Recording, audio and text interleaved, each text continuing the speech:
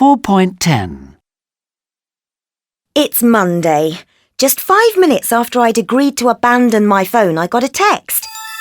But of course, officially, I didn't have a mobile anymore, so I had to switch it off without reading the text. And then I spent all afternoon wondering what crucial information there was in the message. After work, I missed my train. And I'd arranged to meet my flatmate for dinner. I knew I was going to be late, and I hate being late, but there was just nothing I could do about it. I made it in time for dinner, but in the restaurant I kept feeling an urge to check my phone for messages or missed calls. It was weird and really stressful. And on top of it all, my flatmate had her phone sitting on the table in front of her. It's Tuesday. When I was on the way home, I suddenly thought that I had to ring my mother.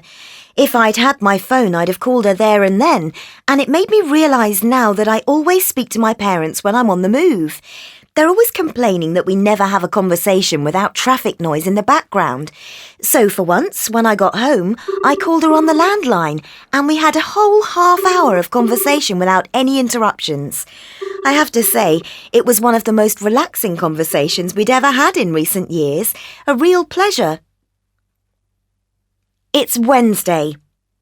The morning started badly because I needed to make a doctor's appointment before I went to work, but the surgery was engaged for half an hour. I eventually got through, but it meant I was late for work and I felt under pressure all day. In the evening, I'd planned to go climbing with some friends at the climbing centre, so I rushed to get home early because one of my friends said he would need to call me to check the arrangements. I waited around for him to call, which he did, but late. So we both got to the climbing centre late and didn't enjoy it as much as we might have if we'd had more time. It's Thursday. After work, I went to a friend's house, which was about an hour away. I actually had a good feeling about being without my mobile because it meant having a whole hour for me to relax and when no one could disturb me. The feeling lasted until I got off the bus and realised that I didn't know exactly where her street was, and I got completely lost looking for it, so I was late for the 4th time. It's Friday. Well, this was the day when I ended up calling the bar trying to find my friends. First, I went to the theatre with my friend Alice.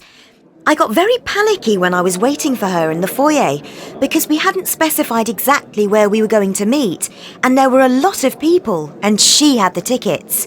If I'd had my phone, I would have just sent her a text saying exactly where I was. Luckily, we did see each other. But then after the theatre, the idea was to meet up with some friends, and that's when I ended up spending nearly £5.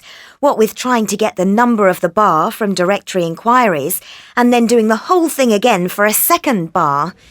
In the end, we went to have a drink on our own. So that wasn't just being late, it was a social occasion that just didn't happen.